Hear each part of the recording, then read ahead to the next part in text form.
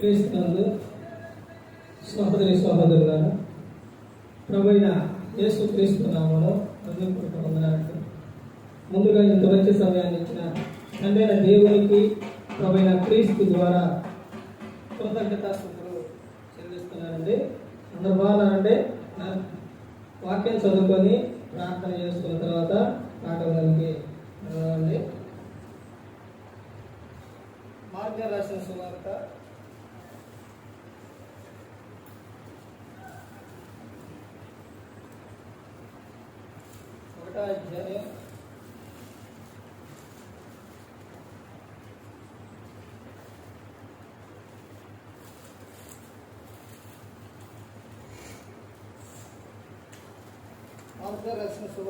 1వ అధ్యాయం 16వ వచనం. ఆయన గలిలయ సముద్రమున వెళ్ళుచుండగా సీమోను సహోదరులకు ఆంద్రేయు సముద్రంలో వలయేయుట చూచారు. వారు జాలరు. యేసు, నా వెంబడి రండి, నేను మిమ్మును మనుషులను పట్టు జాలరులుగా చేసేదనని వారితో చెప్పాను. వెంటనే వారు తమ వలలు విడిచి ఆయనను వెంబడించి ఆయన ఇంకా కొంత దూరము వెళ్ళి జెబెదయి కుమారుడకు యాకోబును అతని సహోదరుడకు యోహానును చూచింది. వారు ధోనిలో ఉండి తమ వలలో బాగు చేసుకొని చుండిరి. ప్రార్థన చేసి, పరలోకమందున్న మా తండ్రి, పరిశుద్ధ ప్రేమ గల తండ్రి, గొప్ప తండ్రి, గొప్ప తండ్రి, అయ్యా, మీ ప్రియ కుమారుడు యేసు క్రీస్తు ప్రభువారి ద్వారా కృతజ్ఞతాస్తుతులు చెల్లిస్తున్నాము నాయన. ఆరాధన క్రమంలో మీరు నడిపించండి ఆయన. వాక్యం బోధించుండగా ఈ లోక సంబంధమైన జ్ఞానంతో కాకుండా మీ జ్ఞానంతో మాట్లాడే వాక్యం దయచేస్తారని మా ప్రభువైన యేసు క్రీస్తు నామములో వేడుకుంటున్నాం తండ్రి, ఆమేన్. ప్రభు యేసు క్రీస్తు నామములో హృదయపూర్వక వందనాలండి. దేవుని కుమారుడు యేసు క్రీస్తు ప్రభువారి లోకానికి వచ్చిన తర్వాత పరలోక రాజ్యం సమీపిస్తుంది కనుక మారు మనసు పొందమని ప్రకటింప మొదలుపెట్టారు. అలా యేసుక్రీస్తు ప్రభువారు చెబుతూ అనేకమైన విషయాలు, ఆత్మ సంబంధమైన విషయాలు, ఒక వ్యక్తిని పరలోకం చేర్చే విషయాలు యేసుక్రీస్తు ప్రభువారు చెప్పారు. భూమి మీద మనిషి యొక్క జీవితం ఎలా ఉండాలో దేవుడు ముందే నిర్ణయించారు. ముందే నిర్ణయించారా? ఎప్పుడు నిర్ణయించారు అని అంటే, ఈ లోకానికి రావడానికి ముందు దేవుడు నిన్ను ఏర్పరచుకుంది క్రీస్తులో ఏర్పరచుకున్నాడు. దేవుడు నీకు ఇవ్వాలనుకున్న జీవితం ఏంటి అని అంటే సమృద్ధికరమైన జీవితం. ఇప్పుడు పాఠం పేరు రాసుకోండి. సమృద్ధికరమైన జీవితం పొందాలంటే సమృద్ధికరమైన జీవితం ఎలా పొందుతాం? క్వశ్చన్ మార్క్ పొందారు కంటే ఎలా పొందుతాం అసలు సమృద్ధికరమైన జీవితం? మనిషి యొక్క జీవితం భూమి మీద సగం సగం జీవితం కాదండి. దేవుడు ఇచ్చేది ఏదైనా ఎలా ఉంటుందని అంటే సమృద్ధిగానే ఉంటుంది. అలా ఇవ్వాలి అని దేవుడు కోరుకున్నారు, దేవుడు ఇస్తున్నారు. కానీ అది ఎలా పొందుకోవాలి, ఎలా వస్తుంది?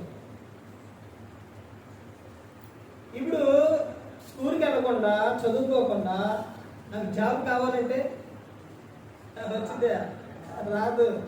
ఆయనకి వెళ్ళటంతోనే అడుగుతారు, నువ్వేం చదివా, అవన్నీ అడుగుతారు. అలాగే సమృద్ధికరమైన జీవితం పొందాలంటే ఎలా? చూడండి, కొన్ని విషయాలు బైబిల్ గ్రంథంలో నుంచి చూస్తే మార్కు రాసిన సువార్త 1వ అధ్యాయం 16వ వచనం నుంచి ఇక్కడ వీళ్ళు చేసిన పని ఏంటి అని అంటే, వీళ్ళు యేసుక్రీస్తు ప్రభువారి శిష్యులు. ముందుగా వాళ్ళు ఎవరనంటే చాలా యేసుక్రీస్తు ప్రభువారు వారిని చూచి ఏం చేశారు? పిలిచిన తర్వాత వాళ్ళు వాటిని వదిలిపెట్టి వచ్చేసారు. చేపల పట్టడం అంటే, తర్వాత అవి అమ్మడం అంటే, అక్కడ వాళ్ళకున్న వృత్తి, అక్కడ ఇశ్రాయేలు దేశంలోని ఒక్కొక్క చేపకు ఎంత ఖరీదు ఉండిద్దంటే చాలా ఖరీదు ఉంది. చేపకు అంత ఖరీదు కలిగిన అంటే వాళ్ళ వృత్తి అవన్నీ కూడా ఏం చేశారు? యేసుక్రీస్తు వారు పిలవంగానే వదిలిపెట్టి వచ్చేసారు. వచ్చి ఎవరిని వెంబడించారు? క్రీస్తుని వెంబడించారు. ఈడ ఇంకో కింద 20వ వచనం చూడండి. వెంటనే ఆయన వారిని పిలవగా వారు తమ తండ్రి అయిన జెబెదయి దోణిలో చేతగాండ్రి యొద్ద విడిచిపెట్టి ఆయనను వెంబడించింది. బైబిల్ గ్రంథంలో ఉన్న ఒక్క జీవితాలు, మనిషి ఒక్క జీవితం మామూలు జీవితం కాదండి. వాళ్ళు ఎలాంటి వాళ్ళో తెలుసండి? బైబిల్ గ్రంథం స్పష్టంగా చదవండి. అందరూ ఉండోడే, అందరూ ఓడేసుకుని ఆ లెక్క చూస్తే ప్రతి ఒక్కరూ కూడా వారి జీవితాలు ఆది కాండం నుంచి ప్రకటన గ్రంథం వరకు కూడా, అంటే ప్రకటన గ్రంథం ఇంకా జరగలేదు, ఇవన్నీ వారి జీవితాలు ఎలాంటివి అంటే ఒక్కొక్కరు ఒక్కొక్క జీవితం చూడండి. మామూలు వ్యక్తులు కాదు వాళ్ళు, మామూలు వ్యక్తులు కాదండి. శిష్యులైనా, ఇంకా అపోస్తలుడైన పౌలు గారైనా, లేకపోతే బయట నుంచి ఎవరైనా పిలిచిన వారైనా ఏ ఒక్కరూ సామాన్యులు కాదు.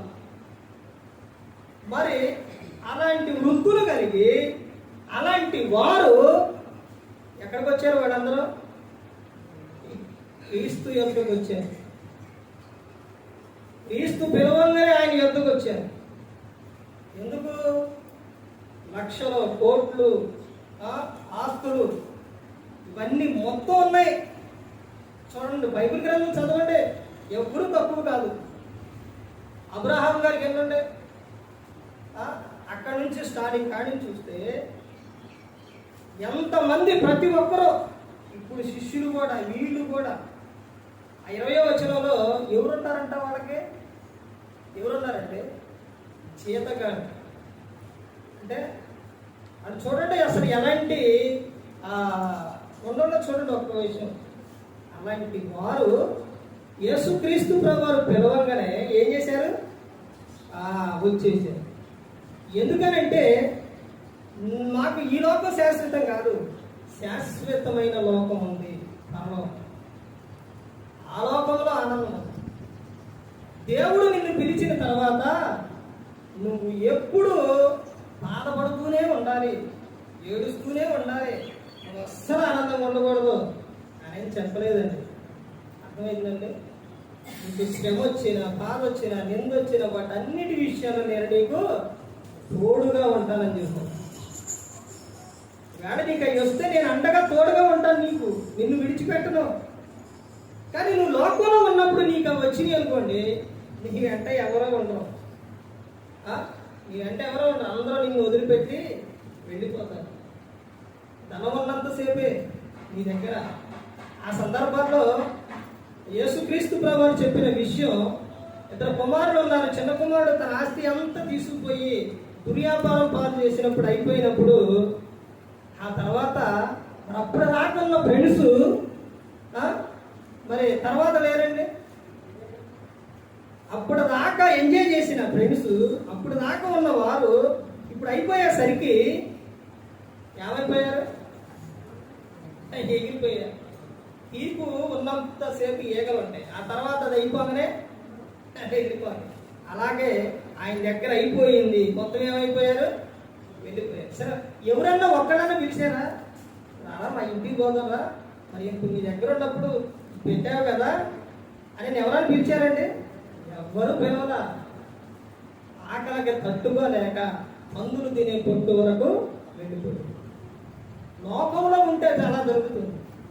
దేవుని యొద్ద, క్రీస్తు యొద్ద ఉంటే, తండ్రి దగ్గర ఉంటే అక్కడే చెప్తున్న సందర్భం ఏంటి అని అంటే, నేను ఇక్కడ ఎంత బాధపడుతున్నాను కదా, నా తండ్రి యొక్క కూలివాడే ఏంటంట? సమృద్ధిగా తింటారు. సమృద్ధిగా తింటారు. ఎవరి యొద్దంట? తండ్రి యొద్ద. అంటే దేవుని యొద్దే దొరికింది సమృద్ధికరమైన జీవితం. లోకంలో లేదండి. దేవుడు నీకు ఏది తక్కువ చేయడా. దేవుడు నీకు అన్నీ ఇచ్చాడు. ఆయన పిలుచుకున్న తర్వాత నువ్వు నా యందు ఏం చేయాలి? ఆనందించాలి. ఎప్పుడంట? ఫిలిప్పీయులకు 4:4 ఎల్లప్పుడూ కూడా నువ్వు ప్రభువునందు ఏం చేయాలి? ఆనందించుడి. మరలా చెప్పుదును, ఆనందించు. ప్రభు దేవుడిచ్చే ఒక ఆనందం, సంతోషం ఎలాంటిది అంటే అది శాశ్వతమైనది. శాశ్వతమైనదండి. లోకంలో చూడండి, లోకంలో ఉన్నప్పుడు నువ్వు పొందుకునే ఆనందం ద్వారా నీకు శ్రమలు, బాధలు, దుఃఖం అన్నీ వస్తాయి. ఇప్పుడు నువ్వు లోకంలో ఉండి నువ్వు చేసే క్రీస్తు యొద్దకు రాకుండా లోకంలో ఉండి నువ్వు చేసే పనులకు నువ్వు కోరుకొని ఆ సంతోషం, ఆనందం నిన్ను ఏం చేస్తుందో తెలుసండి? బాధపాలు చేస్తుంది. నువ్వు లోకంలో ఉండి ఒక అమ్మాయిని చూసి, ఒక అబ్బాయిని చూసి ఆ విధంగా నువ్వు అలా నీ కోరిక తీర్చుకోవాలనుకున్నావు అనుకోండి, ఎంత బాధ కలుగుతుందో తెలుసండి? అదే దేవుని యొద్దకు వచ్చి క్రీస్తుని నమ్ముకుంటే నీకు భర్తను, భార్యను ఇద్దరిని కూడా ఇస్తారు. తర్వాత మీ జీవితం ఎలా ఉంటుందనంటే మీరు సంతోషకరమైన జీవితం మీకు ఉంటుంది. తర్వాత లోకంలో ఉండి చేసే పనులకు క్రీస్తు యొద్దకు వచ్చి ఉన్నప్పుడు చేసే పనులకు తేడా ఏంటి అంటే, లోకంలో ఉన్నప్పుడు చేసే పనులకు అవి సంతోషాన్ని ఇవ్వవు. క్రీస్తు యొద్దకు వచ్చినప్పుడే నీకు సంతోషాన్ని. ఒక బైబిల్ ఎన్ని విషయాలు ఎవరు చెప్తున్నారో తెలుసండి? ఇంకోటి గమనించాలి. మాకు కాదులే అనుకుంటున్నారంటే, చెప్పబడిన ఇప్పుడు సమృద్ధికరమైన జీవితం ఎవరికి అంటే క్రీస్తుని నమ్ముకొని ఆయన యొద్దకు వచ్చిన వారి గురించి చెబుతారు. ఈ విషయం సంఘంలోకి వచ్చిన వారి గురించి ఆయన చెబుతున్న విషయం. నీ జీవితం సమృద్ధికరమైన జీవితంగా ఉండాలి అని అంటే అందులో మొట్టమొదటిగా చేయవలసింది ఏంటి అని అంటే, ఏం చేయాలి? క్రీస్తును వెంబడించాలి. అసలు నిన్ను క్రీస్తులోనే ఎందుకు ఏర్పరచుకున్నావు ఎప్పుడన్నా తెలుసుకున్నారా? కొరింథీయులకు రాసిన మొదటి పత్రిక 1:9 నుంచి ఇక్కడ నుంచి చూసుకుంటూ వస్తే, ఆయన దేవుడు ఎవరనంటే నమ్మదగిన వాడు. ఆయన పిలిచింది ఎందుకు పిలిచారని అంటే, ఆయన కుమారునితో నువ్వేం చేయాలి? సహవాసం చేయుటకు ఆయన పిలిచేయాలి. ఆయన కుమారునితో సహవాసం చేయాలి. అందుకే దేవుడు నిన్ను పిలిచింది. ఆ తర్వాత ఇంకా ముందుకెళ్ళిన అపోస్తుల కార్యాలు 16వ అధ్యాయం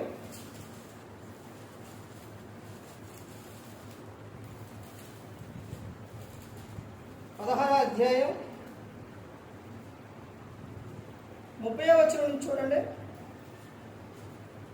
వారిని వెలుపలకి తీసుకొని వచ్చి, అయ్యలారా, రక్షణ పొందుటకు నేనేమి చేయవలెను? అందుకు వారు ప్రభువైన యేసునందు విశ్వాసం ఉంచుము, అప్పుడు నీవును నీ ఇంటి వారు రక్షణ పొందుదురని చెప్పి. చూశారండి? అంటే ఇక్కడ ఏంటంటే యేసు ప్రభువుని సొంత రక్షకునిగా అంగీకరించుట ద్వారా సమృద్ధికరమైన జీవితం పొందుతారు. ఇప్పుడు అపోస్తలుడైన పౌలు శీలనే ఎక్కడ పెట్టారు?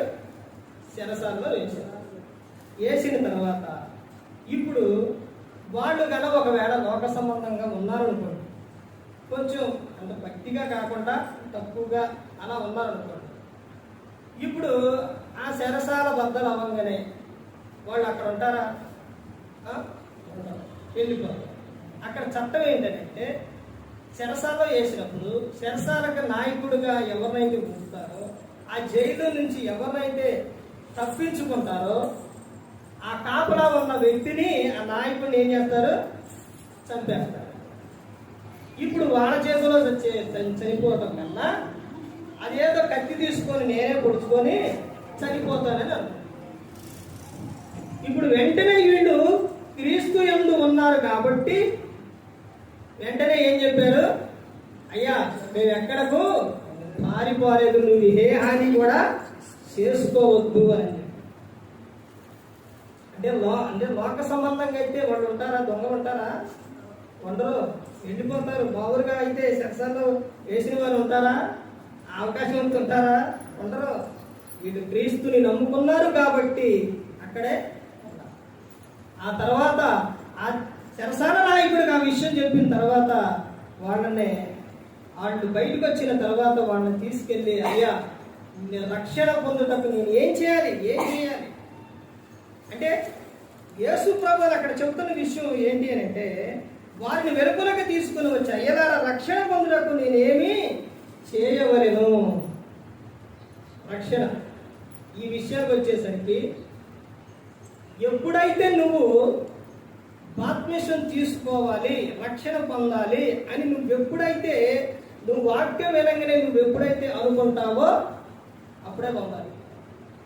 ఆ తర్వాత పొందుతారే, తర్వాత తీసుకుంటారే, రేపు తీసుకుందామని అనుకుంటే నిన్ను వెంటనే నీ చుట్టూ ఒకటి కాదు 4, 5, 6 ఎంతమందినైనా తీసుకొచ్చి నిన్ను లోకంలో తీసుకెళ్ళిపోతారు. ఎవరు? అపవాది. వీళ్ళకి ఎప్పుడు బాప్తిసం ఇచ్చారు? పోనీలే, ఈ టైంలో ఎందుకు, పొద్దున్నే ఇద్దాం, ఉదయాన్నే ఇద్దాం అని అపోస్తలుడైన పౌలు గారు అనుకున్నారా? అనుకోలేదండి.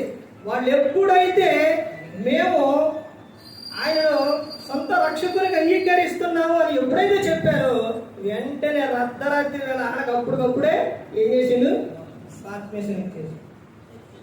అంటే క్రీస్తుని సొంత రక్షకునికి అంగీకరించడం వలన సమృద్ధికరమైన జీవితం పొంది.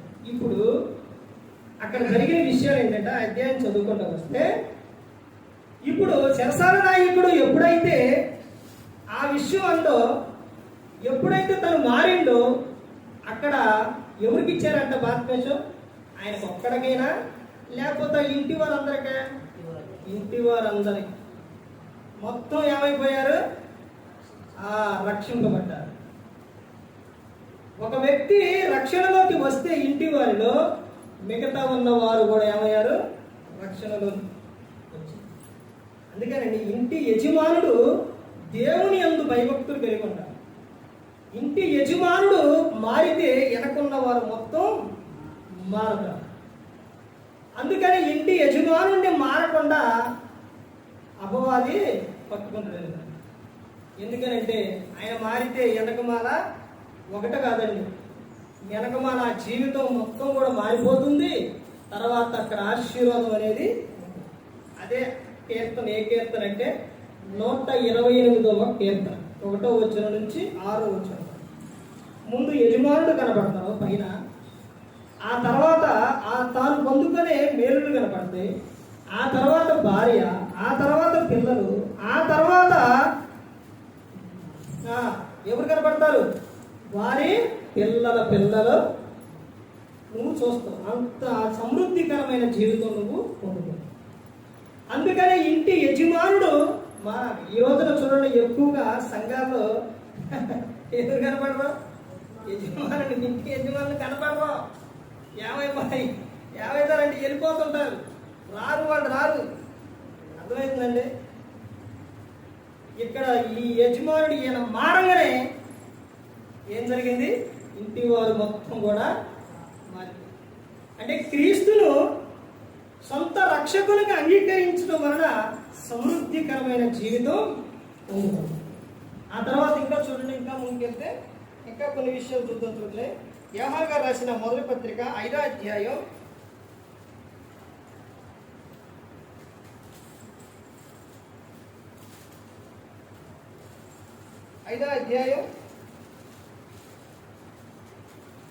2వ వచనం నుంచి చూడండి. మనము దేవుని ప్రేమించుచు ఆయన ఆజ్ఞలను నెరవేర్చువారు అయితమా దేవుని పిల్లలను ప్రేమించుచున్నామని దాని వలననే ఎరుగుదాం. 3వ వచనం, మనం ఆయన ఆజ్ఞలను గైకొనుటయే దేవుని ప్రేమించుట, ఆయన ఆజ్ఞలు భారమైనవి కావు. దేవుని మూలముగా పుట్టిన వారందరూ లోకమును జయించుదురు, లోకమును జయించిన విజయము మన విశ్వాసమే. ఇక్కడ చెప్తున్న సందర్భం ఏంటి అని అంటే, దేవుని ఆజ్ఞలను గైకొనుట ద్వారా, దేవుని ఆజ్ఞలను గైకొనుట ద్వారా నువ్వేం పొందుకుంటావనంటే సమృద్ధికరమైన జీవితం పొందుకుంటావు. ఆ దేవుని ఆజ్ఞలు ఎలాంటి అని చెప్తున్నారంటే ఇక్కడ చూడండి, ఏమని చెప్తున్నారు? మనం ఆయన ఆజ్ఞలు గైకొనుటయే దేవుని ప్రేమించుట, ఆయన ఆజ్ఞలు భారమైనవి కావు. దేవుని యొద్దకు వస్తే, ప్రార్థనకి వెళితే ఒక 100 కేజీలు నెత్తి మీద బరువు పెట్టినట్టు బాధపడుతూ ఉంటారు. కానీ ఇక్కడ ఏమని చెప్తున్నారు? ఆయన ఆజ్ఞలు భారమైనవి కాదు. ఆయనకి ఎలా చెప్తున్నారంటే, అసలు నీకు ఏమిస్తారని చెప్తున్నారంటే, ఆయన యొద్దకు వచ్చినప్పుడు మత్తయి సువార్త 11వ అధ్యాయం 28-29 వచనాల్లో, ప్రయాసపడి భారం మోసుకొని సమస్త జనులారా నా యొద్దకు రండి, నేను మీకు విశ్రాంతినిస్తాను. ఆయన ఎవరని చెప్తున్నారు? నేను సాత్వికులను, దేన మనసు గలవాడను కనుక నా యొద్దకు వచ్చి నేర్చుకోండి అని చెబుతున్నాడు. మీ ప్రాణాలకు విశ్రాంతినిస్తా అని ఆయన చెబుతూ ఉంటే, వద్దు మేము బాధపడుతూనే ఉంటాం. ఆయన యొద్దకు వస్తే మీకు మనశ్శాంతి దొరికిద్దండి, విశ్రాంతి దొరికింది. నేను రాసుకొని చెప్పే మాటలు కాదు కండి. దేవుడు పరిశుద్ధమైన గ్రంథంలో, ఈ గ్రంథంలో రాసి మనకిచ్చిన లేఖ, ప్రేమ లేఖ బైబిల్. బైబిల్ని చదవండి, జీవితాలు అద్భుతంగా ఉంటాయి. ఏదైనా కానీ, ఏ పుస్తకమైనా, పేపర్ అయినా ఒకసారే చదువుతాం, మరలా తర్వాత దాన్ని తీసుకో. బైబిల్ నువ్వు 100 సార్లు చదివినా కానీ మరలా 101సారి నువ్వు చదివితే మరలా కొత్తగానే ఉంటుంది. అర్థమవుతుందండి? ఆయన ఆజ్ఞలు భారమైనవి కావు. కానీ ఆయన ఆజ్ఞల్లో అమ్మో దేవుని నమ్ముకుంటే ఎలా అనుకుంటారంటే చాలా బాధపడి పోతుంటారు. ఇక్కడ ఏమని చెప్తున్నారండి? ఆయన ఆజ్ఞలు భారమైనవి కావు. సమృద్ధికరమైన జీవితం పొందుకోవాలి అంటే దేవుని ఆజ్ఞలను ఏం చేయాలంట? గైకొనాలి. తర్వాత ఇంకా ముందుకెళ్తే ఆయన చెబుతున్న విషయం ఏంటంటే, యోహాను గారు రాసిన సువార్త 15వ అధ్యాయం, యోహాను గారు రాసిన సువార్త 15వ అధ్యాయం 1వ వచనం నుంచి చూడండి. నేను నిజమైన ద్రాక్షవల్లిని, నా తండ్రి వ్యవసాయకుడు, నాలో ఫలింపని ప్రతి తీగను ఆయన తీసి పారవేయును. ఇక్కడ ఎవరు మాట్లాడుతున్నారు? రాసింది ఎవరు? యోహాను గారు. మాట్లాడుతుంది ఎవరు? ఇక్కడ ఆయన మాట్లాడారండి. కానీ ఇక్కడ మాట్లాడుతున్న సందర్భం ఎవరంటే యేసుక్రీస్తు. ఇక్కడ ఏమో చెప్తున్నా, నేను నిజమైన ద్రాక్షవల్లిని, నా తండ్రి వ్యవసాయకుడు, నాలో ఫలింపని ప్రతి తీగను ఆయన తీసి పారవేయు. నువ్వు క్రీస్తు వెంట లేకపోతే, క్రీస్తు దగ్గర లేకపోతే, క్రీస్తు నువ్వు సహవాసం చేయకపోతే ఆయనకు అవసరం లేదు. ఎవరు ఆయన యొద్దకు వస్తారు అని అంటే, క్రీస్తు యొద్దకు ఎవరు వస్తారో తెలుసండి? ఈ రోజున మీ అందరూ ఇక్కడికి వచ్చారు అని అంటే, సంఘములో ఉన్నారని అంటే, మీరు ఎలా వచ్చారో తెలుసండి? యంత్రం మీరు రాలా, తండ్రి ఆకర్షిస్తేనే మీరు వచ్చారు. ఆయన యొద్దకు వచ్చారు తండ్రి, దేవుడు. వచ్చిన మిమ్ములను ఆయన త్రోసివేయడం. యేసుక్రీస్తు ప్రభువు చెప్తాను, యోహాను గారు ఈ సువార్తలను, నా యొద్దకు వచ్చు అని నేను ఎంత మాత్రమునో బయటికి త్రోసివేయను.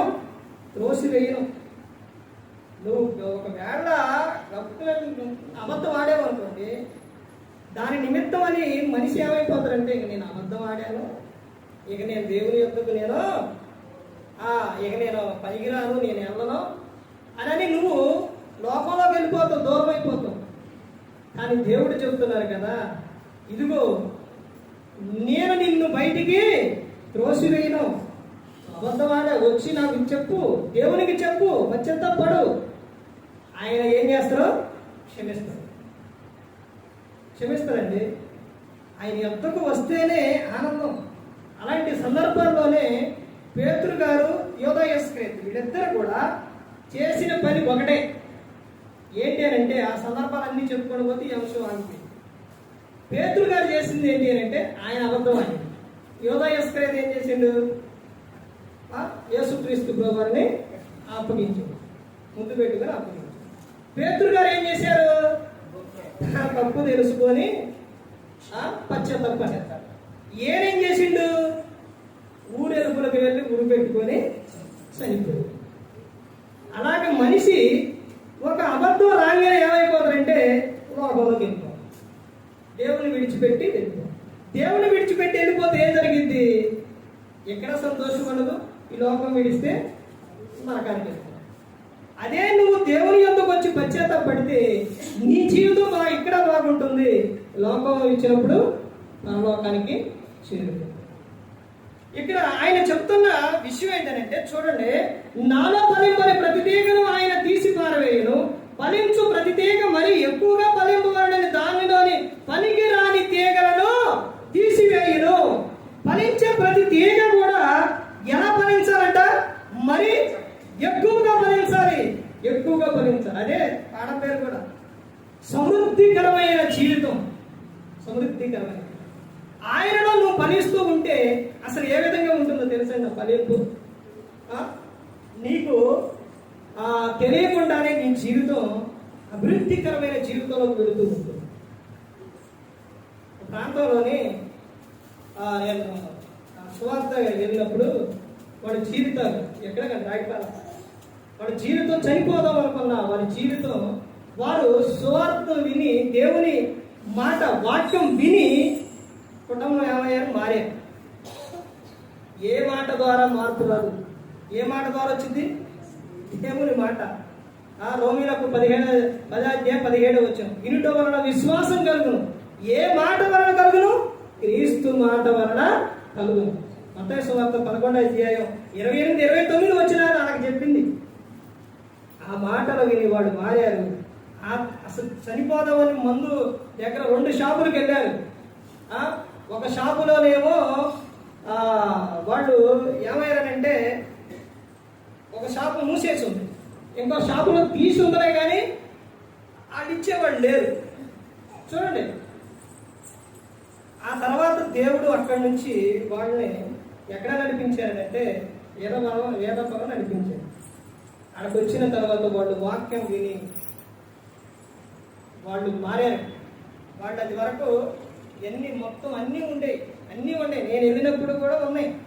ఆ తర్వాత వాక్యం చెప్పి అక్కడికి వెళ్ళి ప్రార్థన చేసి వాక్యం చెప్పి వచ్చిన తర్వాత మరలా నెక్స్ట్ వారం వెళ్ళేసరికి అవన్నీ కూడా తీసేసారు. ఆ తర్వాత వారి జీవితం ఎలా మారిపోయింది అని అంటే ఆయన ఈ లారీ తోలుతారండి, 2 పిల్లలు. ఆ తర్వాత పెద్ద ఆయన కూడా ఈ చదువుకున్న కానీ ఈ డ్రైవింగ్ చేస్తారు. ఇప్పుడు వారి జీవితం ఎలా ఉంది అని అంటే వెళ్ళినప్పుడు ఆ ఇల్లు మొత్తం కూడా ఎలాంటిదంటే మధుపూరం చేసి గుంటలు ఉండేది. అక్కడికి ప్రార్థన వాళ్ళు ఎప్పుడైతే క్రీస్తు యొద్దకు వచ్చారో అవి చేపించారు. ఆ తర్వాత మళ్ళీ ఇల్లు మొత్తం కూడా పెయింటింగ్ ఇది వేపిస్తున్నారు. అసలు వారి జీవితం చూడండి ఏ విధంగా మారిపోయింది. వాడు క్రీస్తును సొంత రక్షకునిగా అంగీకరించారు. ఇక్కడ చెబుతున్న విషయం అదేనండి, మరీ ఎక్కువగా ఏమైతుందంట? ఎక్కువగా ఫలింపబడని దానిలోని పనికిరాని తీగలను తీసివేయను. నేను మీతో చెప్పిన మాటను బట్టి మీరిప్పుడు పవిత్రులై ఉన్నారు. నా యందు నిలిచియుండి మీ యందు నేను నిలిచియుందును. ఏమని చెప్తున్నారు? నా యందు ఉండండి. నేను ఎవరి యందు ఉంటా? నేను మీ యందు ఉంటా. నేను మిమ్మల్ని విడిచిపెట్టను. మనుష్య కుమారునికి విరోధంగా మాట్లాడు వారికైనా పాప క్షమాపణ కలదు, కానీ పరిశుద్ధాత్మకు వ్యతిరేకంగా మాట్లాడు వారికి యుగమందైన రాబో యుగమందనను పాప క్షమాపణ లేదు అని చెప్తారు. అంటే మనిషి కుమారునికి విరోధంగా నువ్వు మాట్లాడినా ఆయన వస్తారు, ఆయన నిన్ను విడిచిపెట్టడు. అర్థమవుతుందండి? నిన్నెప్పుడు విడిచిపెట్టడు. ఆ తర్వాత ఇంకా జీవితం ఇదంతా చదువుకుంటూ పోతే నా యందు మీరును మీ యందు నా మాటలు నిలిచి ఉన్నాయి కదా, నీకేది ఇష్టమో అడుగుడి, మీరు బహుగా ఫలించడం వలన నా తండ్రి మహిమపరచబడును, మీరు నా శిష్యులవుదురు అని చెప్తారు. ఇది ఆరాధన కాబట్టి సమయానుకూలంగా అన్నారు కదండి. ఒక క్లాస్ అయితే, ఒక మీటింగ్ అయితే ఎంతసేపు అయినా, ఒక గంట ఎంతసేపు అయినా కానీ ఇలా చెప్పుకుంటూ వెళితే అసలు ఆ విషయాలు అద్భుతంగా ఉంటాయి. సమృద్ధికరమైన జీవితం దేవుడు నీకు ఇవ్వాలనుకున్నాడు. నువ్వు ఎలా పొందుకుంటావు ఆ విషయం ఏంటంటే, ఒకటి క్రీస్తుని వెంబడించినప్పుడు, క్రీస్తును సొంత రక్షకునికి అంగీకరించినప్పుడు, ఆయన ఆజ్ఞను నువ్వు కైకొన్నప్పుడు, ఆ తర్వాత ఆయన యందు నిలిచి ఉన్నావు. ఇంకా చూడండి, ఇంకా కొన్ని విషయాలు చూస్తే మత్తయి సువార్త 7వ అధ్యాయం 7వ వచనం చూడండి. 7వ అధ్యాయం 7వ వచనం, అడుగుడే మీకు ఇవ్వబడును, వెతకుడే మీకు దొరుకును, తట్టుడే మీకు తీయబడును, అడుగు ప్రతివాడును పొందును, వెతుకువానికి దొరుకును, తట్టువానికి తీయబడును. ఇప్పుడు క్రైస్తవులు చేసే విషయం ఏంటంటే, ఇందులో ఒకటే చేస్తారు, మిగతాయి చేయలేక ఏం చేస్తారు? అడగమంట కదా అని అడుగుతారు. మరి ఆ కింద విషయాలు అడగాలి, దేవుణ్ణి అడగాలి. ఆడేమని చెప్తున్నా, అడుగుడే మీకు ఇవ్వడును, వెతకాలి. అడిగిన తర్వాత ఏం చేయాలి? నువ్వు అడిగి అలాగే కూర్చుంటే దేవుడు ఇస్తారా? ఒక ఆయన వివాహం నిమిత్తం ఇద్దరు ప్రయత్నం చేస్తున్నప్పుడు సేవకుడు అడిగిందట, బ్రదర్ వివాహం అయిందా, మా పిల్లలు ఎంతమంది అని అడిగారట. ఇంకా పెద్ద వయసు, ఇంకా వివాహం అవ్వలేదన్న. అదేంటనంటే దేవుణ్ణి అడుగుతున్నాడు కానీ అప్పుడు ఆయన చెప్పిండట, అడుగుతున్నావు కానీ అడిగిన తర్వాత ఏం చేయాలి? ఎతకాలి. మరి ఎతకాలిగా, అడుగుడి మీకు ఇవ్వబడును, వెతుకుడి మీకు దొరుకును, తట్టుడి మీకు తీయబడును. ఈ విషయాలు చేయాలి. ఆయనలో సమృద్ధికరమైన జీవితం పొందుకోవాలి అంటే ఏం చేయాలంటే ఆయనను అడగాలి. ప్రతి ఒక్కరి కూడా ఆయన్నే అడగాలి.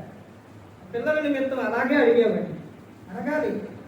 కుటుంబంలో కుటుంబ ప్రార్థన ఉండాలండి. ఎందుకు? అన్ని విషయాల్లో మనిషి ముందు ఉండే మనిషి, అందరితో మాట్లాడే మనిషి, ఎక్కువగా విస్తారంగా మాట్లాడే మనిషి మాటలో దేవుని యొద్దకు వచ్చి ఎందుకు మాట్లాడుకోరండి? ఇర్మియా 33:3 అదేగా చెబుతున్నారు, నాకు మొరపెట్టుము, నేను నీకు ఉత్తరం ఇచ్చేదను, నీకు తెలియని సంగతులు, గొడవైన సంగతులు నేను నీకు తెలియజేస్తానని చెబుతున్నారు కదా. దేవునితో మాట్లాడుకోవటం ఈ రోజున మనిషికి లేదండి, మాట్లాడుకోవట్లా. నువ్వు ఎవరితో మాట్లాడినా కానీ నీకు ఆనందం రాదు. అర్థమైందండి? ఎక్కువగా మాట్లాడటం వలన ఏం జరిగింది అంటే, నీ విషయాలు, నీ లోపాలు ఏవైతే ఉన్నాయో వాళ్ళకి చెప్పాను. వాళ్ళు ఏం చేస్తారంటే అప్పుడు బాగానే అంటారు, ఆ తర్వాత సమయం దొరికినప్పుడు వాటిని ఏం చేస్తారు? బయట పెడతారు. అర్థమైందండి? దేవుడు అలా కాదండి. దేవుడు ఎవరికి చెప్పడు. దేవుడు నీకు సహాయం చేసే ఆయన. నువ్వు మనిషి ముందు వేడిచావనుకోండి, ఏం చేస్తారు? మనిషి ఏం చేస్తారు? అయ్యో అవునా, అవునా అట్ట అనుకుంటారు. అప్పుడు ఆ తర్వాత చులకనగా చూస్తారు. అదే దేవుని ఎదుట మోకాళ్ళు నువ్వు కన్నీరు కాడు, అది వృధా అయిపోదండి. నీకు దేవుడు ప్రతిఫలం ఇస్తాడు.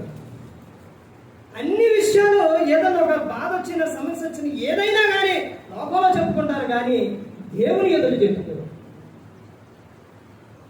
దేవునికి చెప్పుకున్నప్పుడు నీ సమస్య ఎంత పెద్దదైనా సరే ఆయన తీరుస్తారండి, ఆయన సహాయం చేస్తారు. అడుగుడి మీకు ఇవ్వబడును అని నేను చెప్తున్నాను. అలాగే ఆయన ప్రతి ఒక్కటి కూడా చెప్తారు. ఇంకా ముందుకెళ్తే చూడండి, ఇంకా ఏమని చెప్తున్నారండి, ఇంకా కొన్ని విషయాలు చూసి ముగించుకుందాం. పేతురుగా రాసిన 2వ పత్రిక 1వ అధ్యాయం 4వ వచనంలో, దేవుని వాగ్దానములను నమ్ముట ద్వారా దేవుడు ఏం చేసిండు? బైబిల్ గ్రంథంలో ఏం చేసిండండి? దేవుడు వాగ్దానం ఇచ్చిండు. ఆ వాగ్దానం నువ్వు నమ్ముట ద్వారా ఏం జరుగుతుంది? సమృద్ధికరమైన జీవితం నువ్వు పొందుకుంటావు. ఒక విశ్వాసం గురించి మీకు సందర్భం చెప్పారేమిటండి? ఒక ఆమె విశ్వాసం గురించి విని ఈ కమ్మడి చెట్టుని ఇక్కడ నుంచి ఎక్కడ సముద్రంలో పడవంటే పడిద్ది అని సేవకుడు చెప్తే, ఇంటి ఎదురుగా దెబ్బ ఉంటే ఆ దెబ్బ పోవడానికి ఆమె ఏం చేసింది? ప్రార్థన. ఎట్లా చేసిందండి ప్రార్థన? ఏ విధంగా చేసింది? అలాంటికొని లోపలికి వచ్చి తలుపేసి ప్రార్థన చేసింది. ఏ ప్రార్థన? ఉపవాస ప్రార్థన చేసి తలుపు తీయంగానే ఆ దెబ్బ అక్కడే ఉన్నట్టు. ఆ దెబ్బ అక్కడే ఉండేసరికి ఏముంది? నాకు ముందే తెలుసు ఇది పోదని. నువ్వేం పెట్టుకున్నావు మనసులో? పోదని పెట్టుకొని ప్రార్థన చేసి నువ్వు బైబిల్ దేవుడు ఏమని చెప్తుండవు? నువ్వేదైతే అడుగుతున్నావో అది పొందుకున్నావని నమ్ము. ముందు నమ్ము, నువ్వు నమ్మాలి. దేవుడు ఏదైతే అడుగుతున్నావో దేవుడు నాకు అది ఇచ్చారు, నేను పొందుకున్నానని నువ్వు నమ్మాలి. ఆ నమ్మకుండా నువ్వు అవిశ్వాసంతో నువ్వు ప్రార్థన చేస్తే ఎలా జరిగింది? ఆమె ఉపవాస ప్రార్థన చేసి మనసులో ఏం పెట్టుకుంది? ఇద్దంటవా పోదంటవా? ఎలాంటి అవిశ్వాసం! క్రైస్తవుల అవిశ్వాసం అంటే ఎలాంటివి ఉండకూడదండి. దేవుడు వాగ్దానం చెప్పాడనంటే అది దేవుడు నా జీవితంలో అది నెరవేరుస్తుంది, అది చేస్తారని నువ్వు నమ్మ. తర్వాత ఇంకా ముందుకెళ్తే మత్తయి సువార్త 6వ అధ్యాయం 33వ వచనంలో దేవుని రాజ్యమును మొదట వెతుకుట ద్వారా ఆయన నీతిని, రాజ్యాన్ని మొదట నువ్వు వెతుకు, నీకు ఏది కావాలో ఆయన అవి చూసుకో. తర్వాత ఇంకా ముందుకెళ్తే రోమీలు అపోస్తలుడైన పౌలు గారు రోమీలు రాసిన పత్రిక 12వ అధ్యాయం 2వ వచనంలో సమృద్ధికరమైన జీవితం పొందుకోవాలి అని అంటే ఇప్పుడు దాకా విన్న విషయాలు ఏంటి అని అంటే క్రీస్తుతో నువ్వు సహవాసం, ఆయన ఆజ్ఞలు గైకొని ఇవన్నీ ఉంటే నువ్వు సమృద్ధికరమైన జీవితం పొందుకుంటావు. ఇప్పుడు చెబుతున్న విషయం ఏంటంటే ఈ లోక మర్యాదను నువ్వు అనుసరింపకూడదు. లోకంలో ఉన్న పద్ధతులు కానీ లోక ఆచారాలు కానీ నువ్వు వాటిని అనుసరించకూడదు. వాటిని అనుసరిస్తే నువ్వు సమృద్ధికరమైన జీవితం పొందుకోలేవు. అక్కడే చెబుతున్న విషయం రోమీలకు 12వ అధ్యాయం 1వ వచనంలో సజీవ యాగముగా మీ శరీరములను దేవునికి సమర్పించాలి. సజీవ యాగముగా, మరలా ఇక లోకం అనకూడదు. అర్థమవుతుందండి? క్రీస్తు యొద్దకు వచ్చిన వారు, సంఘంలోకి వచ్చిన వారు ఇక ఎవరి కోసం దేహము, ఆత్మ, శరీరం ఇవన్నీ ఎవరి అంటే ఎవరే? దేవుని ఆత్మ ఆల్రెడీ దేవుందేనండి. ప్రసంగి గ్రంథం 12వ అధ్యాయం 7వ వచనంలో ఉంటుందండి. ఈ దేహము ఎవరిది అంటే నువ్వు ఇక ఎవరు గొప్ప చెప్పాలి? దేవునికి. ఎలాగా? సజీవ యాగముగా మన శరీరములను ఆయనకు సమర్పించుకోవాలి. తర్వాత ఇంకో విషయం చెబుతున్నారు కదా, దేవుని చిత్తము తెలుసుకోవాలి. దేవుని చిత్తం ఏదైతే ఉందో అది నువ్వు తెలుసుకోవాలి. అంటే దేవునికి యేసుక్రీస్తు ప్రభువారి ద్వారా కృతజ్ఞతాస్తుతులు చెల్లించుడయ్యే అది దేవుని చిత్తం. తెలుసుకోవాలి దేవుని చిత్తం. ఈ రోజున కృతజ్ఞతాస్తుతులు చెల్లిస్తున్నారండి? చెల్లిస్తున్నారా? దేవుడు చేసిన మేలుకు గాను కృతజ్ఞతాస్తుతులు చెల్లిస్తున్నారా? మనిషి యొక్క తత్వం, మనిషి యొక్క ఆలోచన ఏంటి అని అంటే దేవుడు మేలు చేసినప్పుడు దేవుడు నాకు చాలా మేలు చేసిండు, దేవుడు నాకు అది ఇచ్చిండు, ఇది ఇచ్చిండు, అవి చేసిండు, ఇవి చేసిండు. ఎప్పుడది? ఒక్క రోజు లేకపోతే 2 రోజులు, ఆ తర్వాత అయిపోయింది. దేవుడు మేలు చేసినప్పుడేమో మందిరం, దేవుడు మేలు చేయనప్పుడేమో లోకం. దేవుడు నిన్ను స్వస్థపరిచినప్పుడేమో దేవుడు నన్ను స్వస్థపరిచిందని చెప్పుకుంటాం. తర్వాత మరలా లోకానికి. అదే సందర్భం యేసుక్రీస్తు ప్రభువు చెప్పారండి. ఆయన ఒక సందర్భంలో 10 మంది కుష్ఠరోగులు వెళ్తూ ఉండగా ఆయన కేకేశారు, మీరు వెళ్ళి యాజకునికి కనుపరుచుకోమని చెప్పినప్పుడు వాడు మార్గంలో వెళుతూ ఉంటే ఏమయ్యారు? వాళ్ళకి స్వస్థత కలిగినప్పుడు ఎంతమంది కృతజ్ఞతాస్తుతులు చెల్లించడానికి తిరిగి వచ్చారు? ఒక్క ఆయన తిరిగి వచ్చారు. ఒక్క ఆయన. 10 మందికి రాలేదా? 10 మంది వచ్చారండి. 10 మంది స్వస్థత పొందారు. మరి కొంతమంది వచ్చారా? రాలేదు. ఒకే ఒక్క ఆయన.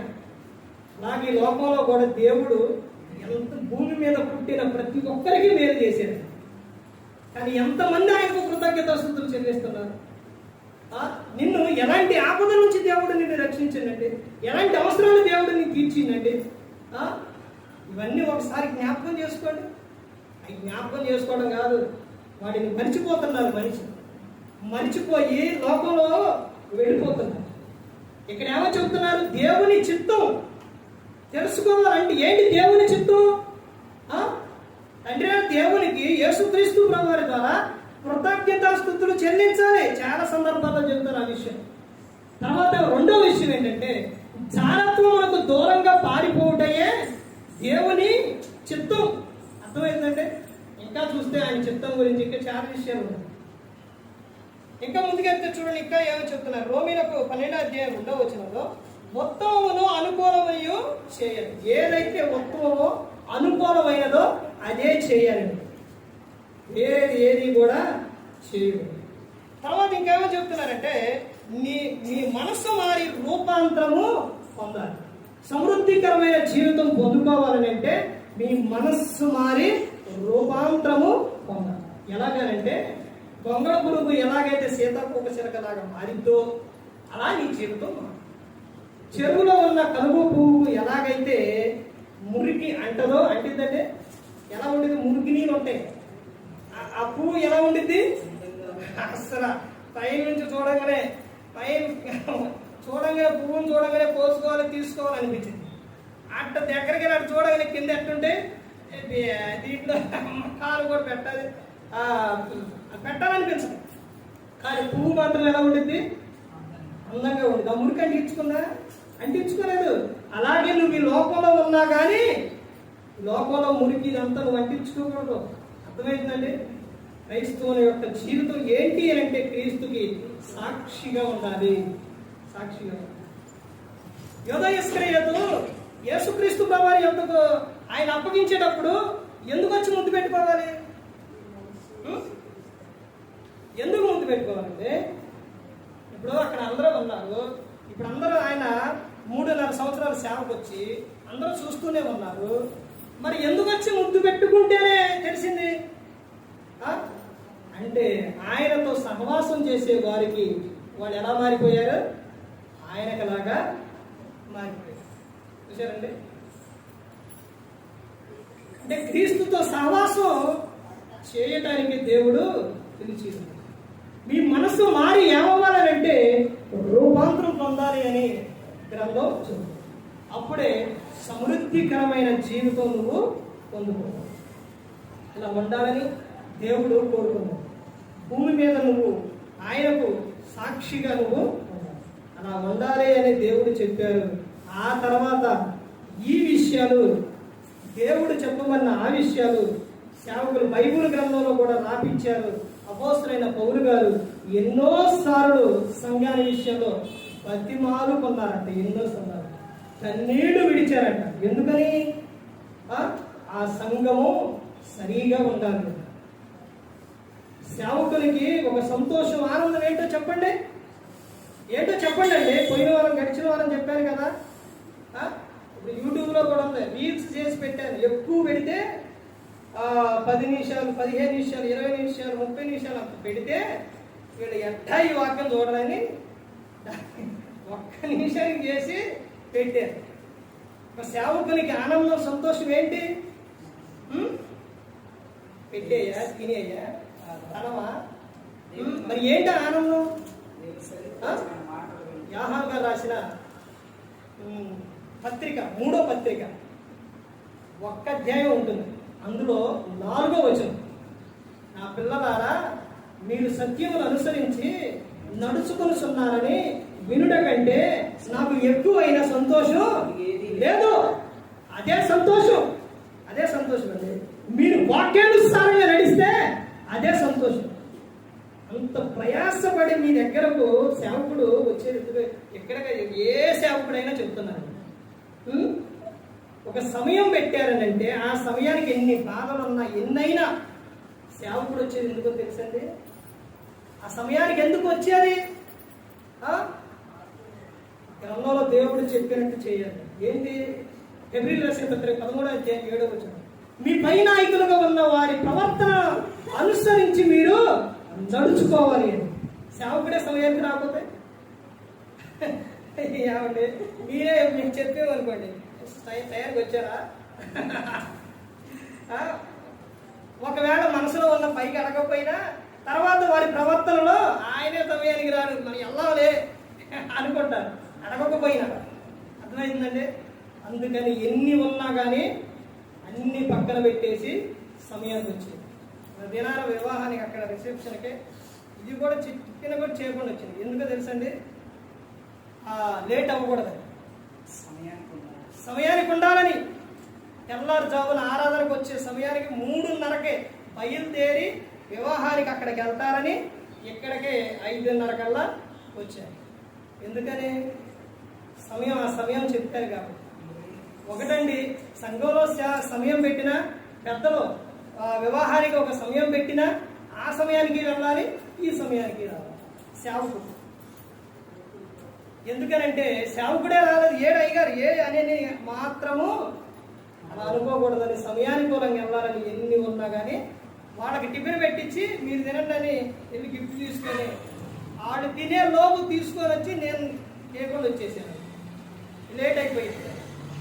ఎందుకనంటే సమయానుకూలంగా రావాలి. ఇక్కడ ప్రవర్తన గురించి చెప్తున్న దేవుడు రాపించారు గ్రంథంలో.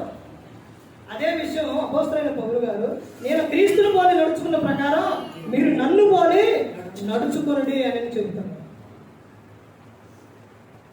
ఇంకో విషయం ఏంటంటే 17వ వచనంలో 13-17 హెబ్రీ రాసిన పత్రికలో, మీ పై నాయకులుగా ఉన్నవారు మీ ఆత్మను కాయించున్నారు కనుక వారు మీ ఆత్మ నిమిత్తమై దేవునికి లెక్క చెప్పవలసి వారై ఉన్నారు కనుక వారి మాట విని వారికి ఏమవ్వాలి?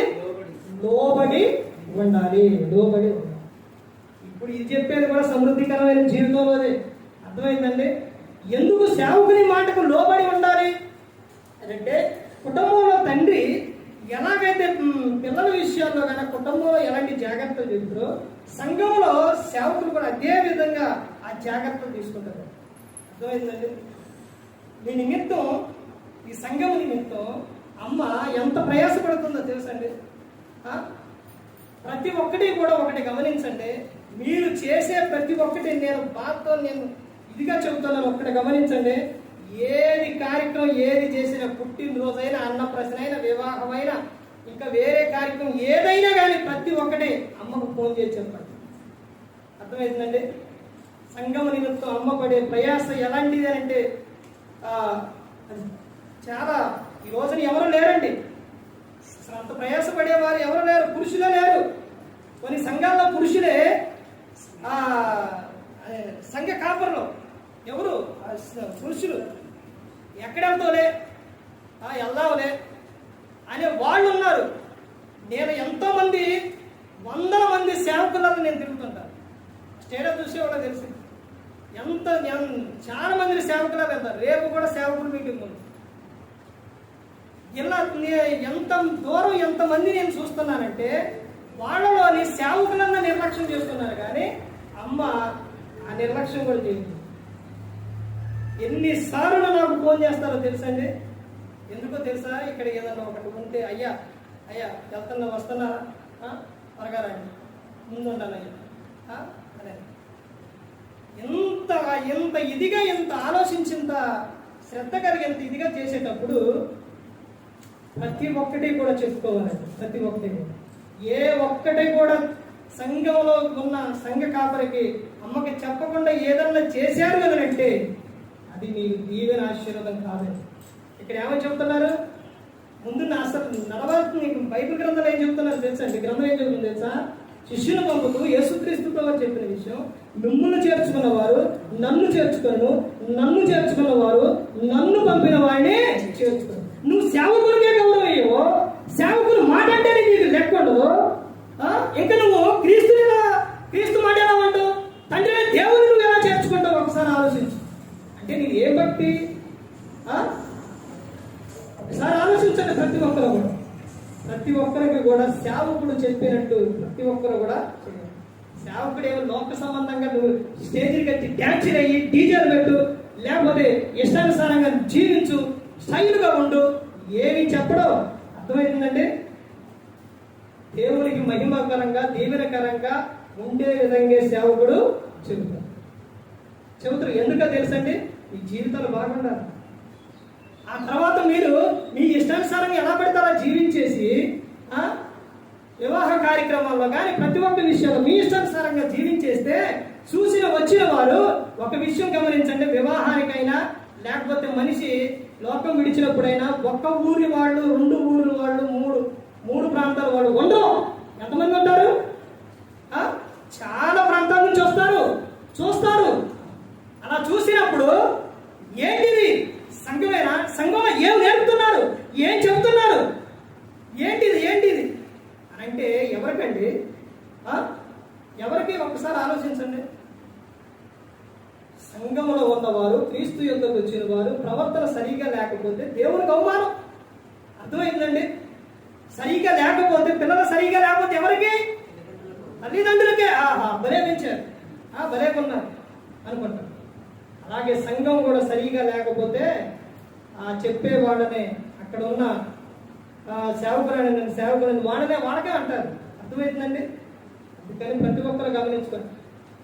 సేవకుని గల లోబడి చేయాలి. అలా చేయకపోతే ఆ పని దుఃఖంతో చేస్తే ఏమని చెప్తున్నారు? అది మీకు ఆశీర్వాదం కాదు అని చెప్తున్నారు. దేవుడు ఏమని చెప్తున్నాడు? ఆశీర్వాదకరంగా ఉండాలని చెప్తున్నాడు. కానీ మీరు చెప్పినట్టు చేయకపోతే ఎలా దీవెన వచ్చింది, ఎలా ఆశీర్వాదం వచ్చిందండి? ప్రతి ఒక్కరు గమనించుకోవాలండి. ప్రతి ఒక్కరు కూడా ఈ లోకంలో అభివృద్ధి అభివృద్ధి చెందేవారిగా ఉండాలి. ఏ ఒక్కరు కూడా నశించి నరకానికి వెళ్ళిపోకూడదని యేసుక్రీస్తు ప్రభువు ఈ లోకానికి వచ్చి మనందరి కోసం శివుడు తన ప్రాణాన్ని పెట్టి మరి ఈ విధంగా నిలబెట్టి మాట్లాడించిన తండ్రి దేవునికి కృతజ్ఞతాస్తుతులు చెల్లిస్తూ, ఎంతవరకు శ్రద్ధగా ఉన్న మీకు ప్రభు పేట హృదయపూర్వక వందనాలు చెల్లిస్తూ మాటలు ముగిస్తున్నా. అందరికీ వందనాలండి. ఈ ద్రాక్షరస